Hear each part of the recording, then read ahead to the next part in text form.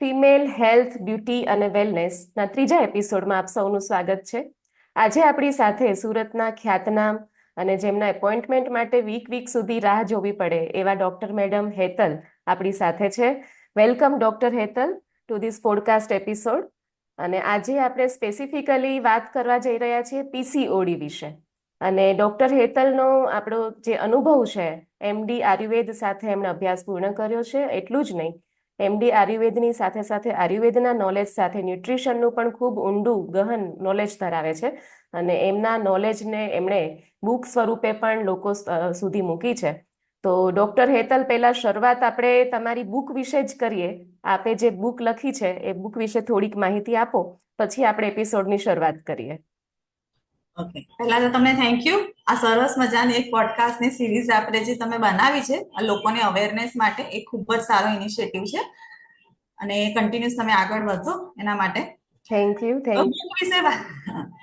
Book વિશે વાત કરીશું કે બે બુક મેં લખી છે. એક બુક છે ગુજરાતીમાં અને એક બુક છે ઇંગ્લિશમાં.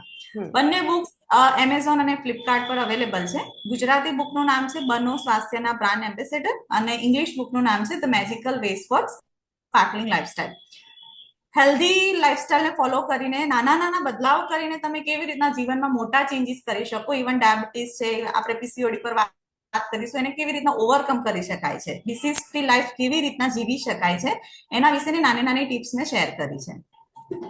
તો મોટા ભાગે મેડમ ડોક્ટર્સ છે એ ફ્રીમાં કોઈ કન્સલ્ટેશન આપતા નથી. તો તમે આવી રીતે મેં જોયું છે ઇન્સ્ટાગ્રામમાં પણ તમે નાની નાની હિન્ટથી નાના નાના પ્રશ્નો તો ઘરે જ વ્યક્તિ સોલ્વ કરી શકે. જે તમને ફોલો કરતા હશે ઇન્સ્ટાગ્રામમાં કે જે જગ્યા પર, તો એ લોકોને ઘરે બેઠા જ એમની નાની નાની જે ઇસ્યુ છે ડોક્ટર સુધી જવું જ ના પડે એવા તમારા પ્રયત્નો છે. તો આવું સરસ ઉમદા કાર્ય તમે કઈ રીતે પ્રોત્સાહિત છો આના માટે? જનરલી ડોક્ટર કન્સલ્ટેશન વગર આન્સર્સ નથી આપતા.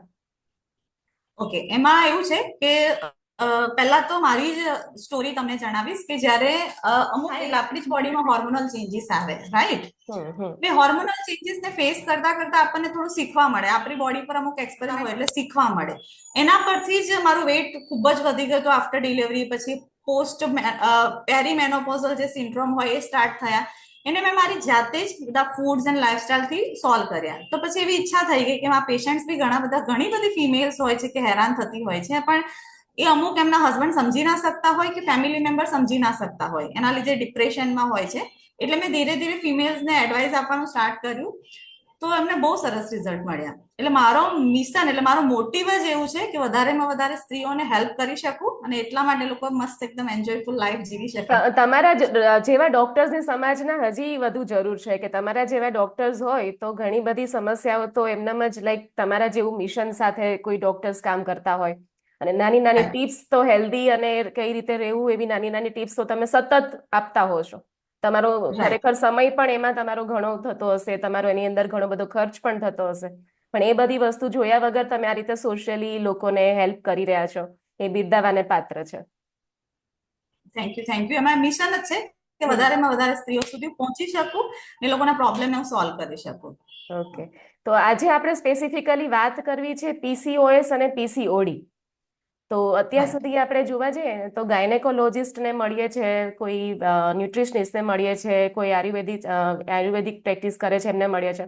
તો બધાને એક જ સવાલ છે કે વધુ પેશન્ટની સંખ્યા, અને રિસર્ચ પણ તમે જુઓ તો 10%થી વધારે ફિમેલ, આખા વર્લ્ડ સર્વે થયો છે એ પ્રમાણે 10%થી વધારે ફિમેલ માત્ર પીસીઓડી અને પીસીઓએસ થી તમે કહી શકાય પીડાઈ રહી છે.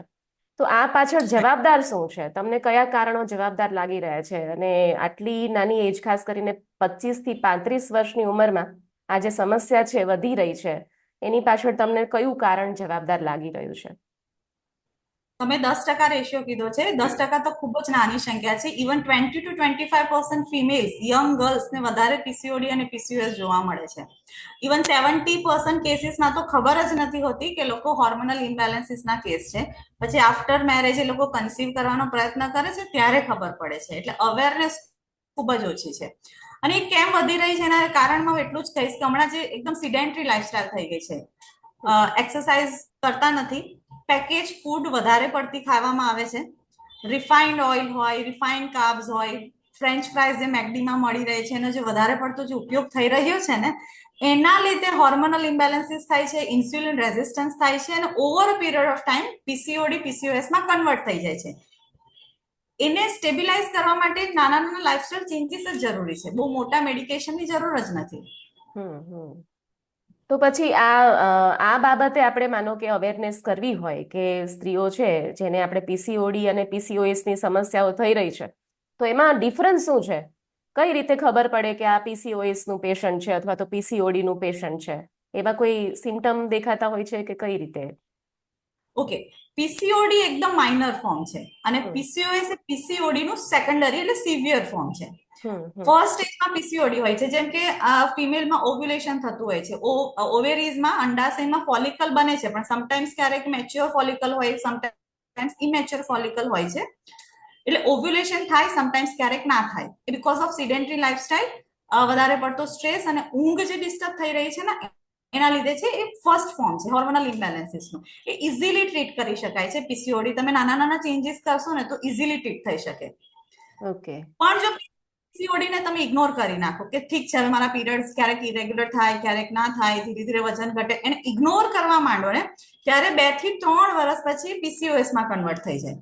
મેટાબોલિક ડિસઓર્ડર છે, બરાબર. હવે એમાં પીસીઓએસ માં ઓવેરીઝ માંથી ઓવ્યુલેશન થતું બંધ જ થઈ જાય છે. એટલે પીરિયડ ક્યારેક ડિલે થઈ જાય, 2 થી 3 મહિના થઈ જાય, ક્યારેક હેવી બ્લડ ફ્લો હોય, ક્યારેક એકદમ સ્કેન્ટી મેન્સીસ, એકદમ ઓછું મેન્સીસ થઈ જાય છે, ઓવ્યુલેશન થતું જ નથી, એટલે એમને પ્રેગ્નન્સી રહેવામાં તકલીફ પડે છે. એટલે મેટાબોલિક ડિસઓર્ડર છે. જ્યારે એટલે પીસીઓએસ ને ટ્રીટ કરવું થોડું ડિફિકલ્ટ છે, પણ લાઇફસ્ટાઇલ થી એને 100% મેનેજ કરી શકાય છે.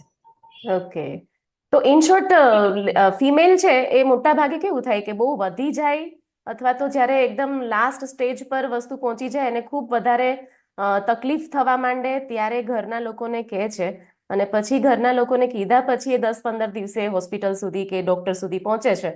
તો આવી સ્ત્રીઓ માટે તમે શું ગાઈડ કરશો કે આવું ક્યારે કેવા સિમ્ટમ્સ હોય તો જલ્દીથી ડોક્ટરનું કન્સલ્ટેશન કરવું જોઈએ? જો પીસીઓડી માં પહેલા તો લાગે ને કે આપણું મેન્સ્ટ્રુઅલ સાયકલ એકદમ હેલ્ધી મેન્સ્ટ્રુઅલ સાયકલ હોવું જોઈએ. 28 to 35 નું ડે સાયકલ છે ને તે હેલ્ધીએસ્ટ હોય છે. એનામાં થોડી તમને ચેન્જીસ લાગે કે ના મારું મેન્સ્ટ્રુઅલ સાયકલ ધીરે ધીરે ડિલે થવા માંડ્યું છે, ક્યાં તો અર્લી મેન્સ્ટ્રુએશન છે, ઘણાને 15 દિવસે મેન્સ્ટ્રુએશન આવવાનું સ્ટાર્ટ થઈ જાય, તો સમજી જવાનું કે બોડીમાં આપણે હોર્મોનલ ચેન્જીસ થયા છે અને આપણે થોડી કેર લેવાની જરૂર છે. ઓકે, પછી બીજું સિમ્ટમ એ દેખાય છે કે બોડી ધીરે ધીરે વધવા તો માંડે જ, પણ પર્ટિક્યુલર બેલી ફેટ, જે લોઅર બેલી ફેટ ઇન્ક્રીઝ થવા માંડે. બેલી ફેટની ચરબી જો તમને વધવા માંડે ને ત્યારે સમજવાનું કે આપણી બોડીમાં ઇન્સ્યુલિન રેઝિસ્ટન્સ એટલે કે થોડા ચેન્જીસ આવી રહ્યા છે હોર્મોનલ ઇમ્બેલેન્સીસ રિલેટેડ, એટલે આપણે ડોક્ટર પાસે જવાની જરૂર છે, થોડા બ્લડ ટેસ્ટ કરાવવાની જરૂર છે. ઘણા પેશન્ટ્સમાં તમે એવું જોયું છે કે અપર બોડી અને લોઅર બોડી એકદમ બરાબર હોય છે, પણ બેલી ફેટ, હિપ ફેટ અને થાઈ ફેટ વધી જાય. એ પણ બીકોઝ ઓફ હોર્મોનલ ઇમ્બેલેન્સીસ ના લીધે જ છે. એટલે આવા કઈ ચેન્જીસ આવે તો તમે તરત જ તમારા ડોક્ટરની સલાહ લેવી જોઈએ. અને બીજું હર્સ્યુટિઝમ, એ ખૂબ જ કોમન છે હમણાંની છોકરીઓમાં. એટ ધ એજ ઓફ 28 અને 30 માં તમને જોવા મળશે. હર્સ્યુટિઝમ એટલે ફેસ પર અનવોન્ટેડ હેર ડેવલપ થવા માંડે છે, ચીન અને ચીક્સ ઉપર. એ નાના નાના થઈ જાય ને તો આપણે હોય ને ત્યારે કેવું પાર્લરમાં જતા હોઈએ છે, ત્યાં તો કોઈ સ્કિન ટ્રીટમેન્ટ કરાવી દેતા હોય છે, લેઝર ટ્રીટમેન્ટ કરાવી દેતા હોય છે. એવું નથી. ફિમેલમાં વધારે પડતો હેર ગ્રોથ એ નોર્મલ નથી, પણ લોકોની અંદર અવેરનેસ જ ઓછી છે. એટલે જ્યારે અનવોન્ટેડ ફેશિયલ હેર તમારે ડેવલપ થવા મળે ત્યારે ફટાફટ કોઈ ગાયનેકોલોજીસ્ટ પાસે અથવા કોઈ ન્યુટ્રિશનિસ્ટ હોય કે કોઈ બી ડોક્ટર પાસે એકવાર તો સલાહ લેવી જોઈએ. ઓકે, તો અનવોન્ટેડ ફેશિયલ હેર ફિમેલમાં આવે એટલે ટેસ્ટોસ્ટેરોન ડિસ્ટર્બન્સ પણ મીન્સ એ ઇન્ક્રીઝ થયું હોય એ પણ રીઝન હોઈ શકે ને? ટેસ્ટો એ બધું પીસીઓએસ નો ટાઈપ છે ને, ઓવેરીઝ પર પ્રેશર થાય ને એટલે ઓવેરીઝ મેલ હોર્મોન રિલીઝ કરવા માંડે, આપણા ફિમેલ હોર્મોનને ડાઉન કરી નાખે અને મેલ હોર્મોન રિલીઝ કરે, એટલે હાઈ ટેસ્ટોસ્ટેરોન લેવલ હોય એના લીધે ફેશિયલ નામ ડેવલપ થાય, એને હર્સ્યુટિઝમ કહેવાય છે. ઓકે, તો આ બધા પાછળ કારણો શું જવાબદાર લાગે છે તમને? માનો કે કયા કયા કારણોથી આ પ્રકારની પરિસ્થિતિ ઊભી થઈ શકે? એમાં તો કારણોમાં તો હજુ જણાવીશ કે એક તો પેકેજ્ડ અને પ્રોસેસ્ડ ફૂડનું ઓવર કન્ઝમ્પશન થાય છે. એમાં પામ ઓઇલ હોય, વેજીટેબલ ઓઇલ હોય, પછી મેંદો, બ્રેડ, પાઉં, બિસ્કિટનો વધારે પડતો ઉપયોગ, પછી સ્ટ્રીટ ફૂડ, જે લારી પર જે ફૂડ મળે છે તેનો વધારે પડતો ઉપયોગ, રેસ્ટોરન્ટ ફૂડ એમાં પામ ઓઇલ જ મોસ્ટલી યુઝ થતું હોય છે એનું વધારે પડતું, મેંદાની જે રોટી તમે ખાઓ છો, ઇવન કોલ્ડ ડ્રિંક્સ અને સોફ્ટ ડ્રિંક ઓવર કન્ઝપ્શન થઈ રહ્યો છે અત્યારની જનરેશનમાં. પછી ટેટ્રાપેક્સ મળે છે, ફ્રૂટ જ્યુસીસના ટેટ્રાપેક્સ હોય છે, એ વધારે કન્ઝપ્શનના લીધે over a period of time બોડીમાં ઇન્સ્યુલિન રેઝિસ્ટન્સ થાય છે, પછી હોર્મોનલ ઇમ્બેલેન્સીસ થાય છે અને ફિમેલ ડેવલપ થાય છે. મેલમાં એ વસ્તુ ડાયાબિટીસમાં કન્વર્ટ થઈ જશે, જ્યારે ફિમેલમાં પીસીઓએસમાં કન્વર્ટ થઈ જશે. બંનેમાં આઉટકમ્સ જુદા જુદા છે, એટલે કેર પણ જુદી જુદી હશે. બરાબર, બંનેમાં રિઝલ્ટ અલગ છે, એટલે બંને કેર પણ અલગ પ્રકારે લેવી જોઈએ. મેઇન કોઝ ઇન્સ્યુલિન રેઝિસ્ટન્સ જ છે, મેઇન કોઝ. પણ આપણી ફિમેલની બોડી મોસ્ટ પ્રોબેબલી હોર્મોન્સ અને ઓવેરીઝના ફંક્શન પર ચાલતું હોય છે, એટલે પીરિયડ્સ ડિસ્ટર્બ થશે. બરાબર છે, એટલે આપણે શું કામ કરવું પડશે કે ઓવેરીઝને સ્ટિમ્યુલેશન કરવા વાળા ફૂડ્સ અને લાઇફસ્ટાઇલ ફોલો કરવી પડશે. જ્યારે મેલમાં હોર્મોન્સ હોય છે પણ મેન્સ્ટ્રુએશનનો કોઈ પ્રોબ્લેમ નથી, તો એ ડાયાબિટીસમાં કન્વર્ટ થશે. લીવર હોય, પેન્ક્રિયાઝ હોય, હાર્ટ ડિઝીઝ હોય, એવા રોગો થવાની શક્યતા વધી છે.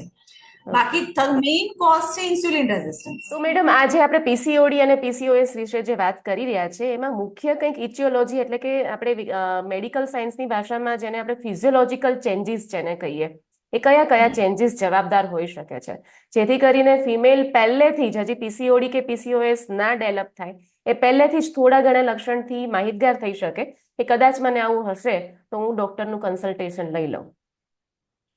ઓકે, પહેલા તો હું તમને 5 મુખ્ય કારણો જણાવીશ કે જેનાથી પીસીઓએસ અને હોર્મોનલ ઇમ્બેલેન્સીસ આપણી બોડીમાં ડેવલપ થાય છે. પહેલું હશે insulin resistance. A over consumption of packaged અને પ્રોસેસ્ડ ફૂડના લીધે થાય છે. બીજું કારણ છે બોડીમાં ઇન્ફ્લેમેશન વધી જવું. ત્રીજું કારણ છે હોર્મોનલ ઇમ્બેલેન્સીસ. બધું કનેક્ટેડ જ છે, પણ હોર્મોનલ ઇમ્બેલેન્સીસના લીધે થાય છે. ચોથું છે ઓબેસિટી. અને પાંચમું કારણ છે ગટ ડિસબાયોસિસ, એટલે તમારે ડાયજેશન હોય, તમારે અનહેલ્ધી ગટ હોય, તે પણ ઇનડાયરેક્ટલી તમારા હોર્મોન્સને બેલેન્સ કરે છે. એટલા માટે બોડીમાં અમુક નાના નાના ચેન્જીસ થાય છે. એ નાના નાના ચેન્જીસને જો આપણે અવોઇડ કરીએ તો મોટા ચેન્જીસમાં કન્વર્ટ થઈ જાય છે, એટલે પીસીઓએસમાં ડેવલપ થઈ જાય છે. એટલે આ 5 મુખ્ય કારણો પર જો આપણે કામ કરીશું ને તો ડેફિનેટલી તમે તમારા હોર્મોન્સને બેલેન્સમાં લાવી જ શકો. એટલે કેટલી ચિંતા કરવી જોઈએ? માનો કે કોઈને ડાયગ્નોઝ થયું છે પીસીઓએસ, ડોક્ટરે કહી દીધું કે તમને પીસીઓડી છે કે પીસીઓએસ છે, તમને કન્સીવ થતા વાર લાગશે અથવા અમને થોડી ટ્રીટમેન્ટની જરૂર છે, તો આમાં કેટલી ચિંતા કરવી જોઈએ લેડીઝે? કે ચિંતા કર્યા વગર યોગ્ય ડોક્ટરનું કન્સલ્ટેશન કરી અને યોગ્ય ચેન્જીસ કરવા જોઈએ? શું લાગે છે તમને? ચિંતા તો ના જ કરવી જોઈએ. આપણે ખાલી એક્શન સ્ટેપ્સ લેવા માટે થોડા માઇન્ડને પ્રિપેર કરવું પડશે, બીકોઝ ચિંતા એટલે સ્ટ્રેસ. સ્ટ્રેસ, ચિંતા, એ વસ્તુને જો આપણે ચિંતા કર્યા કરીશું તો બોડીમાં કોર્ટિઝોલ હોર્મોન વધી જશે અને એ કોર્ટિઝોલના લીધે ઓવરઓલ પ્રેશર તો ઓવેરીઝ પર જ આવવાનું છે, તો એ ઓવેરીઝ આપણા પ્રોબ્લેમ સોલ્વ નહીં કરશે, પ્રોબ્લેમ વધારશે. ચિંતા તો નહીં જ કરવી જોઈએ, પણ જ્યારે ડોક્ટર્સ આપને કહે છે કે તમને પીસીઓડી અથવા પીસીઓએસ છે તો ડેફિનેટલી આપણા માઇન્ડને પહેલા તો પોઝિટિવ વેમાં પ્રિપેર કરીને કયા એક્શન સ્ટેપ્સ આપણે લેવા છે એના પર વર્ક કરવું જોઈએ. એ પ્રોપર રીતે જો તમે ફોલો કરશો ને, હેલ્ધી ઈટિંગ વિન્ડો છે, હેલ્ધી લાઈફસ્ટાઈલ છો, તો મોસ્ટ પ્રોબેબલી 6 to 9 મંથ્સની અંદર બહુ જ સરસ અને અમેઝિંગ રિઝલ્ટ મળી જાય છે. ઓકે, એટલે ચિંતા કરવાની જરૂર નથી, યોગ્ય પગલાં લેવાની જરૂર છે, યોગ્ય ડોક્ટરની આપણે કન્સલ્ટ કરવાની જરૂર છે, અને પ્લસ એ રિવર્સિબલ છે. આપણે કહી શકીએ કે પીસીઓડી કે પીસીઓએસ એ ક્યોરેબલ ડિઝીઝ અને રિવર્સિબલ ડિઝીઝ છે, ફક્ત થોડા ચેન્જીસ કરવાથી થઈ શકે છે, એટલે પરમનન્ટ ડિઝીઝ નથી એમ. ઓકે, તો તમારી દ્રષ્ટિએ કયા કયા ચેન્જીસ કરવા જોઈએ લાઈફસ્ટાઈલની અંદર? આપણે વાત કરીએ તો એમાં ખાસ કરીને ફૂડ સૌથી વધારે ઇમ્પોર્ટન્ટ રોલ ભજવતો હોય છે કોઈ પણ ડિઝીઝના ડેવલપમેન્ટ માટે, કે બોડીની અંદર કોઈ ચેન્જીસ, કે હોર્મોનલ ઇમ્બેલેન્સ, કે ઇન્સ્યુલિન રેઝિસ્ટન્સ જે પણ છે, મોસ્ટલી સ્ટાર્ટ ક્યાંથી થશે? ફૂડથી થશે. તો ફૂડની અંદર ખાસ તો પહેલા આપણે એ વાત કરી લઈએ કે કયા કયા ફૂડ આપણે એવોઇડ કરવા જોઈએ, એ ખાવા જ ના જોઈએ, જેથી કરીને આ પ્રશ્ન ઉભો થઈ શકે.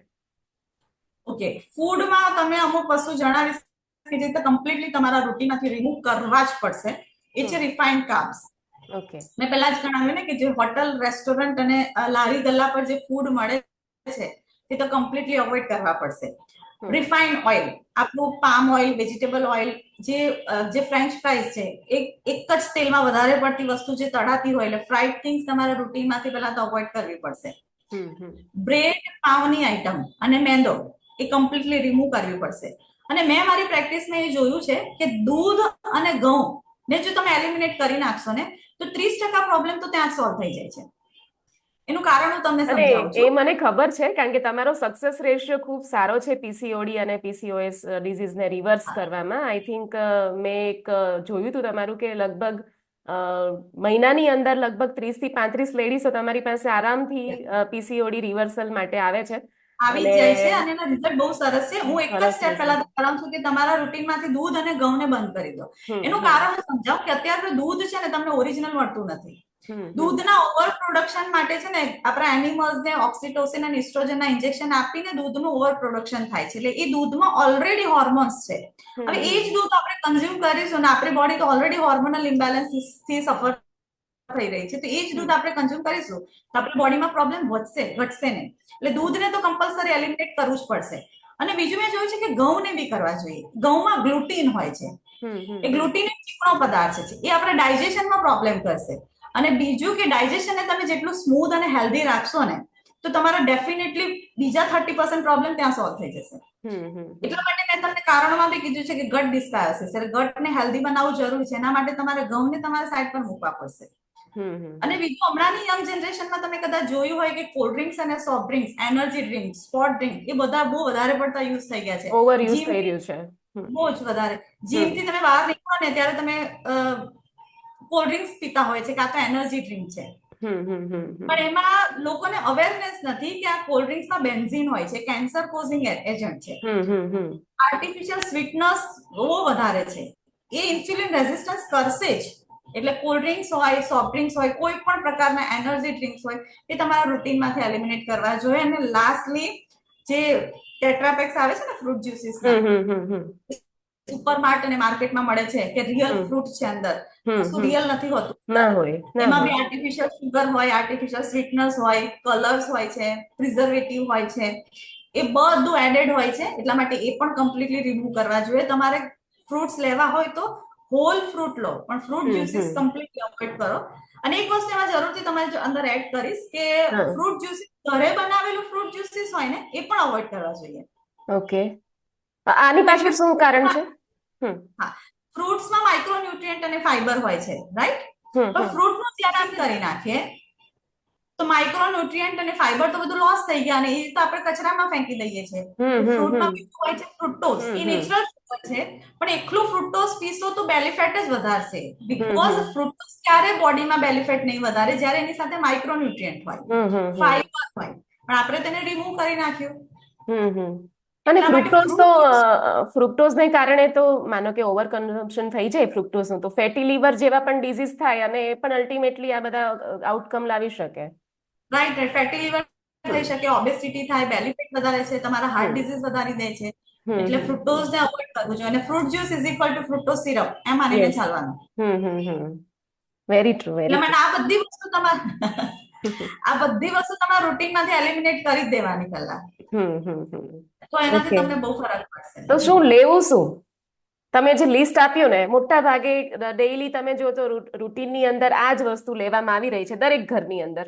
અને મોલમાં તમે જાઓ અને મોલમાં શોપિંગ કરતી લેડીને તમે જુઓ એના બાસ્કેટમાં તમે જોશો તો મોસ્ટલી આ લિસ્ટેડ વસ્તુ જ બધી અંદર હોય છે. આ જ બધી વસ્તુ હોય છે. આ જ હોય છે. તો હવે લેવું શું? આપણે એ ચર્ચા કરીએ હવે કે હવે લેવું શું જોઈએ કે જેનાથી આપણે આ બધી વસ્તુથી બચી શકીએ.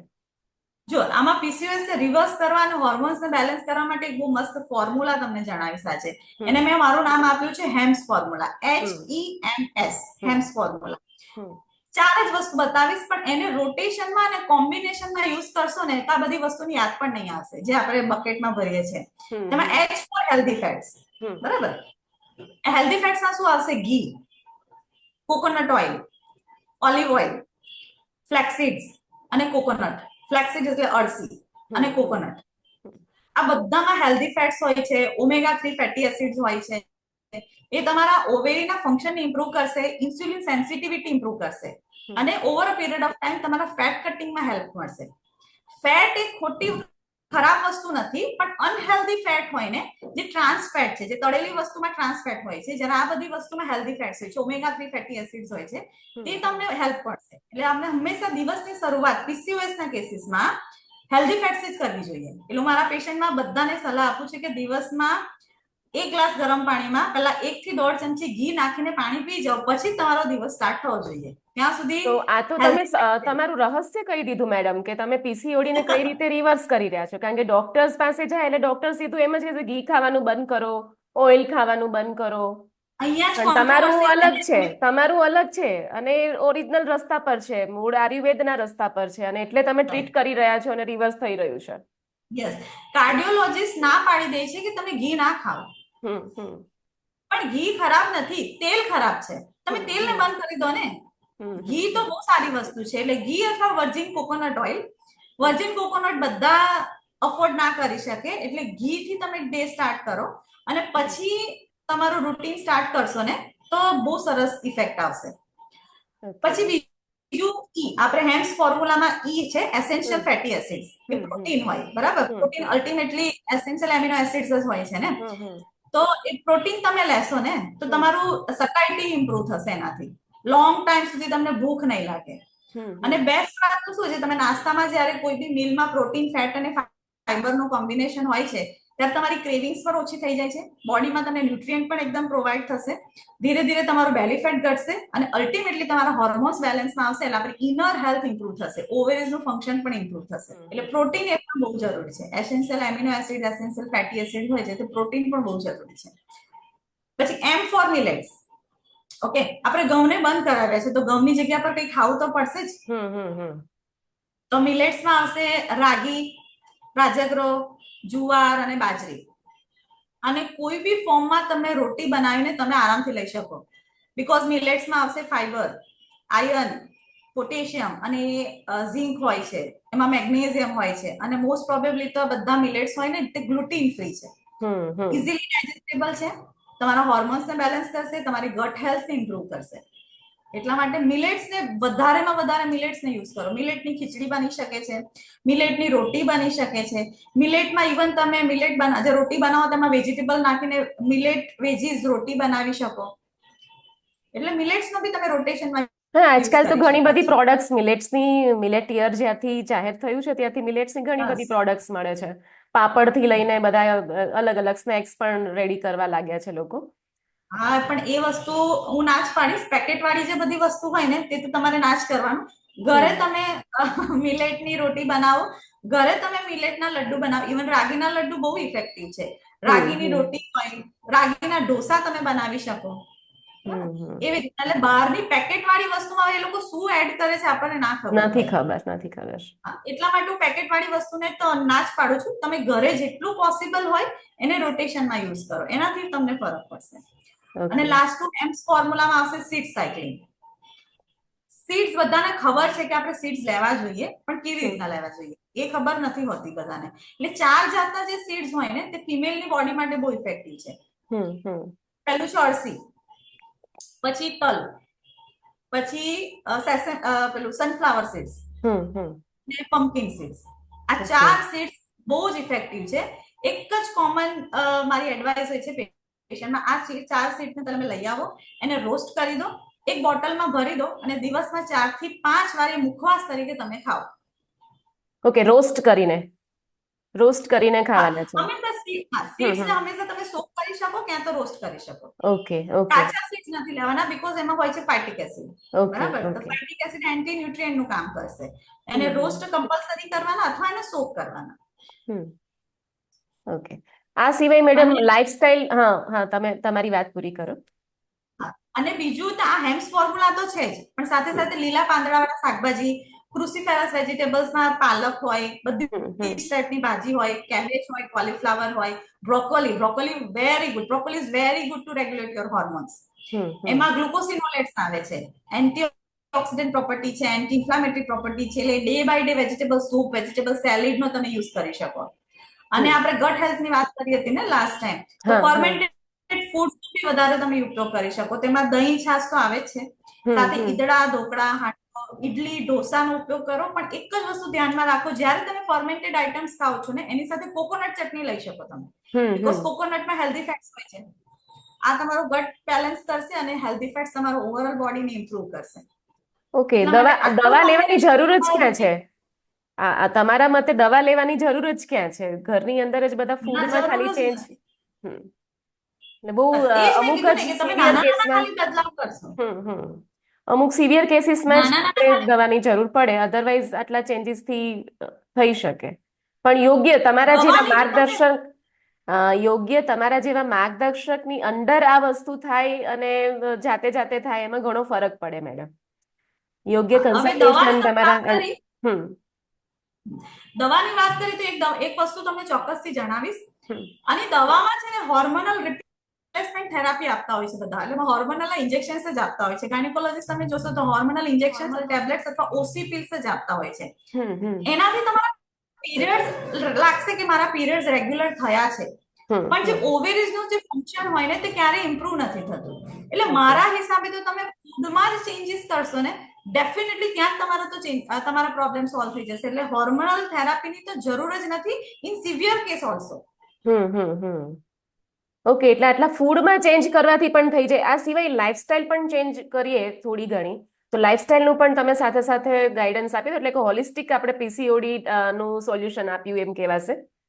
ફૂડનું તો સોલ્યુશન તમે હેમ્સ ફોર્મ્યુલાથી ખૂબ સરસ આપ્યું. એ ફોલો કરશે તો 70% સોલ્વ થઈ જશે, પણ સાથે સાથે હોલિસ્ટિકલી પીસીઓડીને જડમૂળમાંથી દૂર કરવા માટે લાઇફસ્ટાઇલ પણ જરૂરી છે. તો એ પણ થોડી માહિતી આપી દો સાથે સાથે. ઓકે, એમાં લાઇફસ્ટાઇલમાં તમે પહેલા તો મૂવમેન્ટ એટલે કે એક્સરસાઇઝ, મૂવમેન્ટ ઇઝ મેડિસિન માનીને ચાલો. એક્સરસાઇઝ, સ્લીપ સાયકલ અને સ્ટ્રેસ મેનેજમેન્ટ, 3 પિલર્સ પર કામ કરવાનું. એક્સરસાઇઝ જ્યારે પીસીઓએસ નો જે પેશન્ટ હોય, પીસીઓડી હોય, જેને હોર્મોનલ ઇમ્બેલેન્સીસ વોટએવર, જેના ઇરેગ્યુલર મેન્સ્ટ્રુએશન હોય, પેઇનફુલ મેન્સ્ટ્રુએશન હોય, ડિલેડ મેન્સ્ટ્રુએશન હોય, સ્કેન્ટી પીરિયડ હોય કે હેવી પીરિયડ હોય, કોઈ પણ કેસીસ હોય, તમે જીમ જોઈન કરી લો ને એટલે બીજો નાનો 30% પ્રોબ્લેમ તમારા ઘઉં અને દૂધ બંધ કરશો એટલે થઈ જશે. 50% પ્રોબ્લેમ તમારો હેમ્સ ફોર્મ્યુલા તમે ફોલો કરશો ત્યાં થઈ જશે. અને બાકીનો જે પ્રોબ્લેમ હશે તે તમે જીમ જોઈન કરવાથી થઈ જશે. બીકોઝ એનું કારણ જણાવીશ. વેઇટ લિફ્ટિંગ તમે કરશો ને તો વેઇટ લિફ્ટિંગ થી તમારા મસલ ડેવલપ થાય છે. પીસીઓએસ માં ઇન્સ્યુલિન રેઝિસ્ટન્સ જ હોય, એટલે ઇન્સ્યુલિન નામનું જે હોર્મોન હોય ને તે આપણા બોડીના સેલ્સ સાથે બરાબર કોઓપરેશન ના કરે અને બરાબર વર્ક ના કરે, એટલા માટે ઇન્સ્યુલિન રેઝિસ્ટન્સ થાય છે. તો જીમ મસલને જ્યારે ટ્રેન કરશો ને તે જે બોડીમાં વધારે પડતું જે ગ્લુકોઝ હોય છે તો મસલ તમારો એબ્ઝોર્બ કરી લે છે, એટલે ઇન્સ્યુલિન સેન્સિટિવિટી આપણા સેલ્સ બનવાના ચાન્સીસ ખૂબ જ વધી જાય. એટલે જીમ જોઈન કરવું, ક્યાં તો કાર્ડિયો એક્સરસાઇઝ કરવી, ક્યાં તો યોગા સ્ટાર્ટ કરવા, ક્યાં તો સ્વિમિંગ, તમને જે કોઈ ફેવરિટ એક્સરસાઇઝ હોય તે તમારા રૂટીનમાં પહેલાથી ઇન્કોર્પોરેટ કરવી જ જોઈએ. ઓકે, પણ જીમની વાત વિશે હું થોડીક વાત કરીશ કે જીમમાં જવામાં એવું થાય છે કે ઘણી વખત લેડીઝ જીમ જોઈન કરે છે ને પછી એકદમ ટ્રેડમિલમાં ચાલવા લાગશે, એમાં વોક કરશે તો ટ્રેડમિલથી જર્ક્સ જે લાગે એનાથી બોન્સને પણ ડેમેજ, કમરને ડેમેજ થઈ શકે. અને આ બધા સિમ્ટમ છે ને 35 એજ પછી આવતા હોય છે. એટલે જીમમાં જાય છે તો ત્યાં હાર્ડ કોર એક્સરસાઇઝ ચાલુ કરી દે તો એના લીધે ફાયદો થવાના બદલે નુકસાન થતું હોય છે. આ મિસકન્સેપ્શન છે. આ મિસકન્સેપ્શન.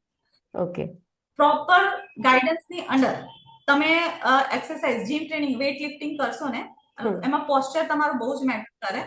એકદમ સરસ પોસ્ચર હોય, રેગ્યુલર પોસ્ચર હોય તો તમારા બોન અને જોઇન્ટ્સ ક્યારેય ડેમેજ નથી થતા, મસલ પર જ ઇફેક્ટ આવે છે. અને વધારે પડતું તો કાર્ડિયો આપણે કરવાનું જ નથી, ખાલી 10 મિનિટ તમે વોકર પર ચાલો અને પછી બેક ટુ તમારા એની પર આવી જાઓ, એટલે તમારે થતું જ નથી. બીજું સ્ક્વોટ કરે છે ને ત્યારે લોકોને તકલીફ ઊભી થાય છે કે મારા ઘૂંટણ દુખવા માંડ્યા, પણ એની પ્રોપર પોઝિશન મેન્ટેન નથી કરતા ને એટલા માટે ઘૂંટણ દુખે છે. બાકી આ બધાથી મસલ જ તમારા ટ્રેન થાય છે. એના માટે પ્રોપર ગાઈડન્સ હોવું જોઈએ, પ્રોપર ટ્રેનર હોવા જોઈએ, ઇવન હું માનું તો પ્રોપર પ્લેસ પણ હોવી જોઈએ. કારણ કે જીમમાં જાય છે ત્યારે મોટા ભાગે બધા જ ઇન્સ્ટ્રુમેન્ટ યુઝ કરવાની ઈચ્છા ધરાવે છે પછી લેડીઝ, અને બીજા બધા પ્રશ્નો પછી થાય છે ઊભા. એટલે મેં આ પોઈન્ટ તમને વચ્ચે મૂક્યો છે કે જીમમાં જવાથી પણ ઘણા પ્રશ્નો, ઇશ્યુઝ ઊભા થાય છે નવા એમ. રાઈટ, એ થતા જ હશે, પણ એ પ્રોપર તમારે ટ્રેનર હોય તમારી પાસે અને ટ્રેનર અફોર્ડ ના કરી શકો તો તમે પહેલા તો સ્ટાર્ટિંગમાં યોગા સ્ટાર્ટ કરી શકો. પેલ્વિક ફ્લોર એક્સરસાઇઝીસ તમે સ્ટાર્ટ કરો તો પણ તમને બેનિફિટ એટલો જ મળશે જેટલો જીમથી મળે છે. પણ જીમમાં જો પ્રોપર વર્કઆઉટ કરશો ને તો રિઝલ્ટ તમને વધારે સારું જોવા મળશે. ઓકે, એટલા માટે હું જીમ પર વધારે ફોકસ કરું છું. ત્યાર પછી યોગા આવશે, ત્યાર પછી તમારી કોઈ પણ ફેવરિટ એક્ટિવિટી તમારા રૂટીનમાં, જીમ અને યોગાને ઘણા કરવા જ નથી તો તમારી ફેવરિટ એક્ટિવિટી જોઈન કરી શકો. ઘણાને ઝુમ્બા ગમે છે, ઘણાને એરોબિક્સ ગમે છે, ઘણાને સ્વિમિંગ ગમે છે, તો એ કરી શકો. ઇન શોર્ટ મૂવમેન્ટમાં રહેવાનું છે. ઇન શોર્ટ મુવમેન્ટ કરતી મુવમેન્ટ ઇઝ રહેવી. મેડિસિન. Movement is medicine. બસ એક જ વસ્તુ મારીને ચાલવાનું. બીજી એક મિસકન્સેપ્શન એ છે આપણી ફિમેલમાં, હું તો ઘરના બધા જ કામ જાતે કરું છું, તો મારે એક્સરસાઇઝ કરવાની શું જરૂર? બરાબર છે. હું તો રોજ ચાલવા જાઉં છું, તો પછી મારે એક્સરસાઇઝ કરવાની શું જરૂર? આ વસ્તુ સમજવાની જરૂર છે કે એને એક્ટિવિટીમાં ગણી શકાય, એક્સરસાઇઝમાં ના ગણી શકાય. અને એક્ટિવિટીથી ક્યારેય ફેટ લોસ કે વેટ લોસ થતું નથી. ઓકે. આ સિવાય બીજું, આ સિવાય બીજા લાઈફસ્ટાઈલ ચેન્જ? Sleep cycling. આપણે સ્લીપ ને હેલ્ધી બનાવવી પડે. હમણાં તમે જોતા હશો, રાત્રે ફ્રી થાય ને એટલે અડધો કલાક તો મોબાઈલ જોઈને આપણે સુવાનું જ, વેબ સિરીઝ તો જોવાની જ. તમે કદાચ નોટિસ કર્યું હશે, બરાબર, રાત્રે 2-2 વાગ્યા સુધી વેબ સિરીઝ જોતા હોય છે. એટલે મોબાઈલનો જો વધારે પડતો ઉપયોગ થતો હોય તો બ્લુ લાઇટ આપણી રેટિના મગજ સુધી જાય, તો મગજને એવો સંદેશો મળે છે કે હમણાં તો સવાર છે તો મારે તો ઊંઘવાનું આવતું જ નથી, એટલે ઊંઘ તમારી ડિસ્ટર્બ થશે. અને મેક્સિમમ આપણું બોડી હીલિંગ ઊંઘમાં જ થાય છે. એટલા માટે ઊંઘ એકદમ સરસ હોવી જોઈએ. એના માટે અડધો કલાક પહેલા, સુવાના અડધો કલાક પહેલા મોબાઈલને મૂકી દો સાઈડ પર, અને ઊંઘવા સારી ઊંઘ, હેલ્ધી અને રિસ્ટોરેટિવ સ્લીપ લેવાનો પ્રયત્ન કરી શકાય. જેમ કે ઊંઘને સારી બનાવવા માટે તમે રાત્રે સુવા પહેલા તમે બુક રીડિંગ કરી શકો, માઇનર સ્ટ્રેચિંગ કરી શકો, ફેમિલી સાથે તમે ટાઈમ સ્પેન્ડ કરી શકો, તમારા બાળકો જોડે તમે ટાઈમ સ્પેન્ડ કરી શકો, તો એનાથી હેલ્ધી સ્લીપ તમારી મેન્ટેન થશે. ઓકે. અને આપણે ત્રીજું સ્ટ્રેસ મેનેજમેન્ટની વાત કરી. સ્ટ્રેસમાં એવું છે કે સ્ટ્રેસ, પીસીઓએસ અને હોર્મોનલ ઇમ્બેલેન્સીસ અને વેઇટ ગેઇન આખું એક વિશિયસ સાયકલ છે. ઓકે. હા, સ્ટ્રેસ તમે વધારે પડતું જીવનમાં કોઈ બી સ્ટ્રેસ હોઈ શકે, ફેમિલી હોઈ શકે, ફાઇનાન્શિયલ હોઈ શકે, ઇમોશનલ સ્ટ્રેસ હોઈ શકે, કોઈ બી જાતનું સ્ટ્રેસ હોય એ બોડીમાં કોર્ટિઝોલ હોર્મોન રિલીઝ કરશે. કોર્ટિઝોલ હોર્મોનથી તમે બિંજ ઈટિંગ કરશો, ગમે તેવું ખાયા કરશો. વધારે પડતું ખાવાને લીધે તમારું બેલી ફેટ થશે. બેલી ફેટથી તમારા હોર્મોન્સ બેલેન્સમાં આવશે, ઇમ્બેલેન્સ થશે. ઓકે. અને જેને હોર્મોનલ ઇમ્બેલેન્સીસ હોય એને સ્ટ્રેસ પાછું ગિફ્ટમાં મળેલું હોય છે. એટલે એક વિશેષ સાયકલ. જેને સ્ટ્રેસ હોય એને હોર્મોનલ ઇમ્બેલેન્સીસ હોય, જેને હોર્મોનલ ઇમ્બેલેન્સીસ હોય તેને ઓટોમેટિકલ સ્ટ્રેસ આવે. એટલે આ વિશેષ સાયકલ, એના વિશેષ સાયકલને બ્રેક કરવા માટે એક જ ઉપાય કહીશ તમને, મેડિટેશન અને પ્રાણાયામ. આનાથી જ તમે મેનેજ કરી શકશો. બાકી સ્ટ્રેસને મેનેજ કરવું થોડું ડિફિકલ્ટ છે, કેમ કે સ્ટ્રેસ વાળી વ્યક્તિને તમે જ્યારે કહેશો ને કે તમે આ બધી વસ્તુ કરવાનું છોડી દો, તે લોકોને ખબર જ ના પડશે. ઓકે. એ દિવાલ પર માથા પડવા સમાન છે. તો બેટર છે કે મેડિટેશન કરો, બધા જ પ્રોબ્લેમ એનાથી સોલ્વ થઈ જશે. તમારું સ્ટ્રેસ ઓછું થશે, તમે બિંજ ઈટિંગ ઓછું કરશો, તમારું ધીરે ધીરે બિંજ ઈટિંગ ઓછું કરશો એટલે બધા જ પ્રોબ્લેમ સોલ્વ થવા માંડશે. એટલે પ્રાણાયામ અને મેડિટેશન એ જરૂરથી કરવા જોઈએ, એટલે ઓટોમેટિકલી સ્ટ્રેસ મેનેજ થઈ જશે. વ્યુઅર્સને કહીશ કે વ્યુઅર્સ, તમે આવા ડોક્ટર જોયા છે ક્યારે કે જે તમામ વિગત એકદમ વિગતવાર તમને પોઈન્ટ વાઇઝ જણાવતા હોય? એવા ડોક્ટર જોયા છે, અને એ પણ ફ્રીમાં? તો ડોક્ટર મેડમ, તમને મળવું હોય તો કઈ જગ્યાએ તમને મળી શકાય, અને તમારું એડ્રેસ જરાક જણાવો, જેથી કરીને તમારો કન્સલ્ટેશનનો લાભ સુરતમાં તો લે જ છે બધા, એ સિવાય પણ ગુજરાતના અનેક બીજા વિસ્તારોમાંથી પણ તમારો લાભ મળે. તો એના માટે તમારું એડ્રેસ જણાવો, અને તમે કઈ રીતે લોકોને સર્વિસ આપો છો, ઓનલાઈન કે ઓફલાઈન, એવી રીતે જ હોય છે? કઈ રીતે હોય છે? મારું ક્લિનિક સુરતમાં છે, જહાંગીરપુરા એરિયામાં, વૈષ્ણોદેવી હાઇટ્સ બિલ્ડિંગ છે, એમાં નીચે જ મારું ક્લિનિક મેં સેટઅપ કર્યું છે. ઓનલાઈન ઓફલાઈન બંને ફેસિલિટીઝ છે, અને પેશન્ટની કેવી રીતના અફોર્ડ કરી શકે છે, શું એટલે એ લોકોની કેપેસિટી કઈ રીતના છે, બધી જ રીતે એ લોકોને હું ગાઈડ કરું છું. અને મોસ્ટલી મારું કામ પીસીઓડી પીસીઓએસ પર છે, બીકોઝ મેં પહેલા જ જણાવ્યું કે જે મારું મોટિવ છે વધારે સ્ત્રીઓને હું હેલ્પ કરી શકું, એ લોકોના જે ઇન્ટરનલ પ્રોબ્લેમ છે સોલ્વ કરી શકું. બીકોઝ પીસીઓએસ ના લીધે ઇન્ફર્ટિલિટીના કેસીસ બહુ વધી ગયા છે. બરાબર છે. એટલે પીસીઓએસ ને જો આપણે ટ્રીટ કરશું તો ઇન્ફર્ટિલિટી આવવાની જ નથી. એટલા માટે મારો મેઇન ટાર્ગેટ જ છે કે પીસીઓડી અને પીસીઓએસ પર વર્ક કરું અને વધારેમાં વધારે ફિમેલ્સની હેલ્પ કરી શકું. ઓકે. આ સિવાય તમારો સક્સેસ રેશિયો, એમાં પણ મેં જોયું છે કે તમારું વેટ લોસ અને ડાયાબિટીસમાં પણ ખૂબ સારું એવું સક્સેસ રેશિયો છે. મોટા ભાગે જે પેશન્ટ તમને કન્સલ્ટ કરે છે એને લગભગ રિવર્સ અને એના સિમ્ટમ મિનિમાઇઝ થઈ જાય છે. ડેફિનેટલી. મેં તમને જ જણાવ્યું છે, ડાયાબિટીસમાં પણ ઇન્સ્યુલિન રેઝિસ્ટન્સ હોય અને પીસીઓએસ પણ ઇન્સ્યુલિન રેઝિસ્ટન્સ હોય. મોરલ ઓફ ધ સ્ટોરી શું થયું કે આપણે ઇન્સ્યુલિન રેઝિસ્ટન્સને જ ટ્રીટ કરવાનું છે, અને એ ફૂડ અને લાઇફસ્ટાઇલથી પોસિબલ છે. ઓકે, એટલે એ વસ્તુ આ ઉપરાંત તમે કઈ બીજું કઈ સંદેશો આપવા માંગશો જે પીસીઓડી અથવા પીસીઓએસ થી પીડાઈ રહી છે અત્યારે લેડીઝ, એમને કઈ આશ્વાસન મળી રહે અને શું કઈ છેલ્લે તમે મેસેજ આપવા માંગતા હોય, પછી આપણે આપણો એપિસોડ પૂરો કરીએ. મેસેજમાં એટલું જ છે કે ફિમેલ્સ જે સ્ત્રીઓ છે તે પોતાના માટે જીવનમાં 1 કલાક કાઢવો જ જોઈએ. એ લોકોએ એ એક્સરસાઇઝ હોય કે પોતાની કોઈ હોબીઝ હોય એને ફોલો કરો. 1 કલાક પોતાના માટે સ્પેન્ડ કરશો ને તો ડેફિનેટલી તમારી લાઈફમાં કોઈ પ્રોબ્લેમ્સ નહીં આવશે, કોઈ સ્ટ્રેસ નહીં આવશે, તમારા હોર્મોન્સ પણ બેલેન્સમાં રહેશે. અને બીજી વાત એ જણાવીશ કે ફિમેલની એવી એક ટેવ હોય છે, ટેવ અથવા એક એ લોકોની આદત પડી ગઈ હોય છે કે જ્યારે જમવાનું આપણે બનાવીએ છીએ ને તો આપણા ફેમિલી મેમ્બર્સને જે ગમે છે એ બનાવીએ છીએ ને એમાં જે વધેલું હોય ને તે આપણે ખાઈ લઈએ છીએ. Yes, very true, very true. હા, એને થોડું ચેન્જ કરવાની જરૂર છે કે આપણે હેલ્ધી ફોલો, આપણને ખબર છે ઘણી ફિમેલ્સને તો બધું જ ખબર હોય છે કે ના મારે આવું કરવું જોઈએ, પણ આજુબાજુ ફેમિલી મેમ્બર્સ અલાવ ના કરતા હોય એટલે ના બનાવે અને પછી થાકી જતા હોય છે એટલે પોતાના માટે બનાવતા ના હોય. પણ હું એવું માનું છું કે તમે તમારા ફેમિલી મેમ્બર્સને એ રીતના કન્વિન્સ કરો કે આ હેલ્ધી વસ્તુ છે તો હું જે બનાવીશ તમે પણ ખાશો તો તમારી હેલ્થ પણ ઇમ્પ્રુવ જ થવાની છે. તો બેટર છે કે બધું અલગ અલગ કુક કરવાની જરૂર નથી. એક જ વસ્તુ કુક કરો જે તમે તમારી કન્ઝ્યુમ કરી શકો અને ફેમિલી મેમ્બરને પણ કન્ઝ્યુમ કરાવશો તો એ રીતના હાર્મની છે, જે સ્પિરિચ્યુઆલિટી છે એ મેન્ટેન રહેશે તો બધાને જ ફાયદો છે. એટલે આવું મેન્ટાલિટી રાખવાની જરૂર નથી કે એ લોકો ખાશે ને પછી આપણે લાસ્ટમાં ખાશું વધેલું.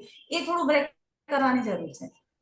એટલે આપણે જ પોતાની જાતને એમ માની લઈએ છીએ કે આપણે સેકન્ડ પોઝિશન પર છીએ ફેમિલીના મેમ્બરમાં, આપણે સેકન્ડ પોઝિશન પર, એવું ફિમેલ ઓલમોસ્ટ પોતે જાતે સ્વીકારી લે છે.